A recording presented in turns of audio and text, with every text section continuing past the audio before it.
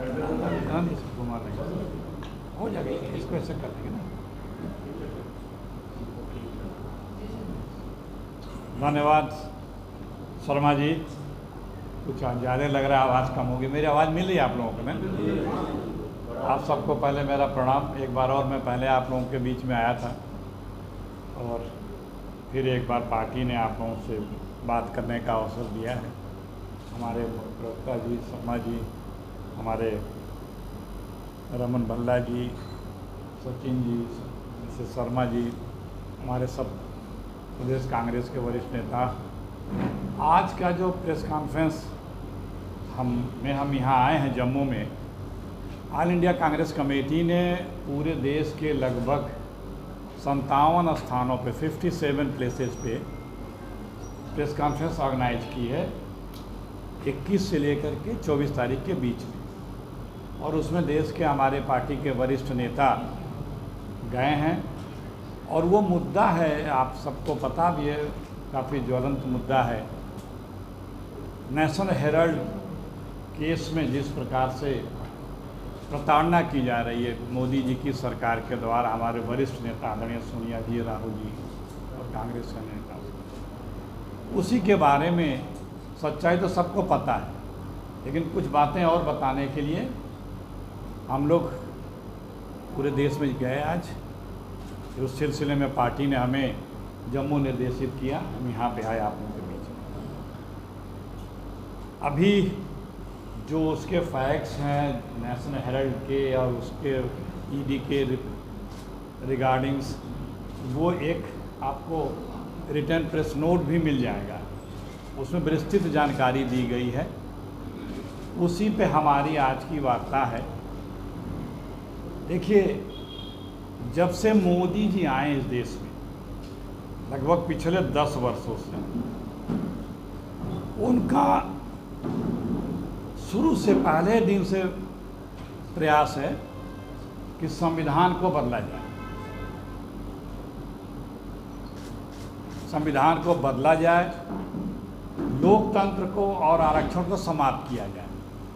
ये 3 बड़े इशूज पे वो 10 वर्षों से काम कर रहे हैं और उनकी मंशा है कि ये किया जाए, लेकिन उन्हें कामयाबी नहीं मिल पा रही है। उसका कारण ये है कांग्रेस पार्टी, सोनिया जी, राहुल जी और हमारे कांग्रेस के वरिष्ठ नेतागण, क्योंकि ये कांग्रेस पार्टी जिसने देश को आज़ादी दिलाया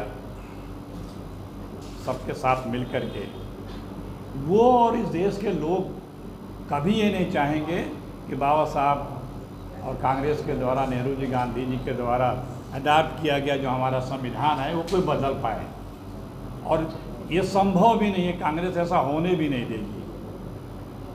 तो संविधान नहीं बदल पा रहे हैं तो वो बदले की राजनीति कर रहे हैं। मोदी जी संविधान नहीं बदल पा रहे हैं, इसलिए वो बदले की राजनीति कर रहे हैं पिछले 10 वर्षों से। उस बदले की राजनीति में झूठे मनगढ़ंत आरोप लगाते हैं हमारे नेताओं पे और उनके ऊपर मुकदमे करते हैं। उसी क्रम में ईडी ने सोनिया जी और राहुल जी के ऊपर नेशनल हेल्थ प्रकरण में मुकदमा दर्ज किया, चार्जशीट लगाई। आप लोगों के संज्ञान में मैं लाना चाहता हूं कि इसी ईडी ने इसी मामले में, इसी नेशनल हेराल्ड मामले में 2015 में अपना क्लोजर लगा दिया था। सारे डिपार्टमेंटें जांच कर चुकी थी, कहीं कोई अनियमितता नहीं पाई गई। उसके बाद अचानक फिर जांच शुरू हो जाती है।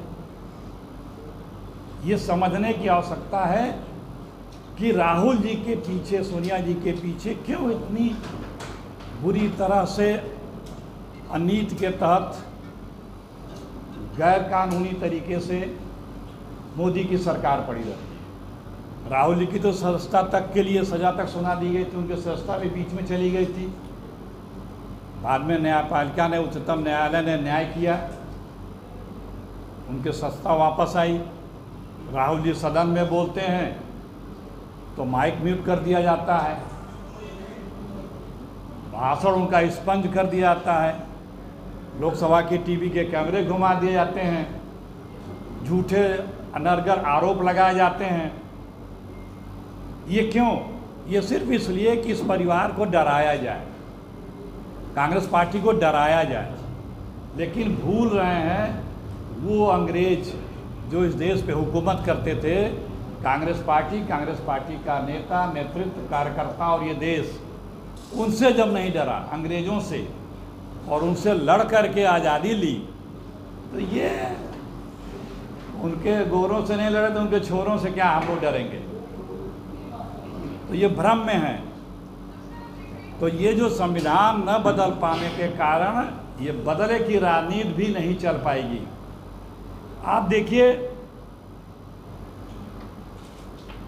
जो ईडी कार्रवाई कर रही है उसमें किसी ने भी कभी भी कोई कंप्लेंट नहीं की है, किसी ने एफआईआर नहीं की है, चाहे वो व्यक्ति हो चाहे किसी संस्था ने। ये नहीं कि किसी विभाग ने ही कहा हो कि इसमें जांच करिए, वो अपने आप शुरू कर देते हैं। पहले भी शुरू किए थे, वो बंद हुई, जांच एजेंसियों ने बंद की, नहीं कि सरकार की जांच एजेंसियों ने बंद की। और ये कोर्ट से कोई दम नहीं है इसमें, कोर्ट से समाप्त हो जाएगा, लेकिन परेशान करने की कोशिश कर रहे हैं। वो सिर्फ इसलिए परेशान करने की कोशिश कर रहे हैं कि उनके जो गैर इरादे हैं इस देश में, संवैधानिक संस्थाओं को देखिए, आप लोगों को सबको पता भी है किस तरह से संवैधानिक संस्थाओं को क्षतिग्रस्त कर दिया गया है। उनको अपने पार्टी का एक मुहरा बना कर रखा गया है। चुनाव आयोग से लेकर के कहीं के भी जो हमारे संवैधानिक संस्थान हैं, पार्लियामेंट में भी विपक्ष के नेता राहुल गांधी की लोगों की आवाज़ दबाने का, कोई भी व्यक्ति अगर असहमत है, मतभिन्न है, विरुद्ध है, उसे पसंद नहीं है नीति किसी मोदी जी की सरकार की, और यदि वह आवाज़ उठाता है लोकतांत्रिक तरीके से अपनी बात रखने के लिए, लोकतांत्रिक पद्धतियों को अख्तियार करके सड़क पे आता है, चाहे वो पत्रकार हो, चाहे कलाकार हो, चाहे साहित्यकार हो, चाहे पॉलिटिकल पार्टी हो, चाहे किसान हो, चाहे नौजवान हो, चाहे जो हो, उसको दमन करने का प्रयास करते हैं, दमन करते हैं, उस पर अलोकतांत्रिक तरीके से उसकी प्रताड़ना करते हैं, झूठे मुकदमे लगाए जाते हैं, जेल में डाले जाते हैं, उन्हें खालिस्तानी, पाकिस्तानी, चीनी और पता न क्या क्या करके देशद्रोही सब बताया जाता है। लेकिन मोदी जी को गलतफहमी है कि ये देश उनसे डरने वाला है, या देश के लोग ये डरने वाले हैं। पूरा देश कांग्रेस के नेतृत्व में लड़के जो जिन लोगों ने आज़ादी लाई, वो इनसे डर के इनकी मंशा को क्या कभी कामयाब होने देंगे? कभी नहीं। इसीलिए आज वो परेशान हैं। आरोप लगाते हैं कि नेशनल हेराल्ड की संपत्ति ले ली। नेहरू जी ने अपनी 99% संपत्ति आज़ादी के बाद भारत राष्ट्र को समर्पित कर दी थी, और आज के तारीख में उनकी संपत्ति की कीमत 5 से 8 हज़ार करोड़ रुपए है। जिस परिवार का हर व्यक्ति, कोई व्यक्ति ऐसा नहीं था, 12-14 साल के भी बच्चे बच्चियां जंग आज़ादी में जेल गए, 12-13 साल जेल काटा नेहरू जी ने। वो परिवार पे इस तरह के ओछे आरोप लगाना,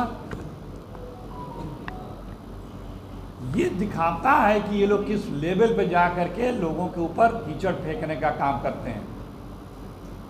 और ये भी आप लोगों को पता होगा, क्योंकि सब चीज़ें मीडिया के माध्यम से सब जगह पहुंच रही हैं, आ रही हैं। ये जो कंपनी बनी है यंग इंडिया, ये धारा 25 जो अब 2013 के कंपनी एक्ट के तहत अब धारा 8 है, उसमें बनी थी। उसमें नियम ये है कि उस कंपनी के एक भी पैसा उसके शेयर होल्डर या जो काम कर रहे हैं उसमें बोर्ड में हैं, वो एक भी पैसा उसका उपयोग नहीं कर सकते हैं, उसके गाड़ी घोड़ा भी यूज नहीं कर सकते हैं, उसका कोई सुविधा भी नहीं ले सकते हैं। सिर्फ उसको रखवाने के लिए ये कमेटी है। तो और आज तक एक पैसे का ट्रांजैक्शन नहीं हुआ है, 1 रुपए की लेन देन नहीं हुई है, न किसी को पेमेंट हुआ, न भुगतान हुआ है, न किसी को उसका कोई फायदा दिया गया है। तो जब कोई लेन देन ही नहीं हुआ, कोई पैसा ही नहीं निकला, ऊपर से ये संपत्ति लूट इधर उधर न चली जाए, उसके लिए नियमानुसार, ये नियमानुसार ही ट्रस्ट बना है, कंपनी लॉ के एक्ट के तहत बना है, उसमें भी कोई अनियमितता नहीं है। कोई ये नहीं बता रहा है कि अनियमितता क्या हुई है, कोई ये नहीं बता रहा है कि कंप्लेंट क्या है, कोई ये नहीं बता रहा है कि वित्तीय अनियमितता क्या हुई है। तो इसे तो और सुरक्षित रखा गया और ये पूरे राष्ट्र की संपत्ति हो जाती है इस नियमों के तहत। लेकिन उन्हें तंग करना है इस परिवार को, उनकी गलतफहमी है, कोई डरने वाला नहीं है। ये कांग्रेस का वो परिवार है जिसने शहादतें दी हैं। कई लोग इस परिवार में शहादत दिए हैं, गोलियां खाई हैं, अंग्रेज़ों के समय जेल गए हैं, अपना सब कुछ न्यौछावर किया है। देश के लिए आए हैं ये लोग, इस परिवार के लोग। और जो कांग्रेस के हमारे जितने सदस्य हैं वो अपने लिए नहीं है। तो इन्हीं सब बातों को आज रखने आए थे आपके बीच में। सिलसिलेवार मैंने रखा भी कि किस प्रकार से न कोई अनियमितता हुई, न कंपनी बनाने में कोई अनियमितता हुई, न किसी ने कंप्लेंट किया, न कोई पैसे का लेन देन हुआ, किसी प्रकार की कोई आज तक अनियमितता बता ही नहीं रहा। और अपनी संपत्ति जो खुद सबको दे दे, अपने तो कहते हैं मैं चाय वाला हूँ, सोने से जड़ा सूट पहनते हैं। जिसके पास सब कुछ था, हजारों करोड़ की संपत्ति, उसने सब दे दिया, उस पर तोहमत लगाते हैं, आरोप लगाते हैं। ये मैंने फिर दोहराया कि ये संविधान नहीं बदल पा रहे हैं तो बदले की राजनीति कर रहे हैं। लाख ये बदले की राजनीति करें, संविधान नहीं बदलने पाएंगे और न ही लोकतंत्र को समाप्त कर पाएंगे, न ही आरक्षण समाप्त कर पाएंगे। बहुत बहुत धन्यवाद आप सबको।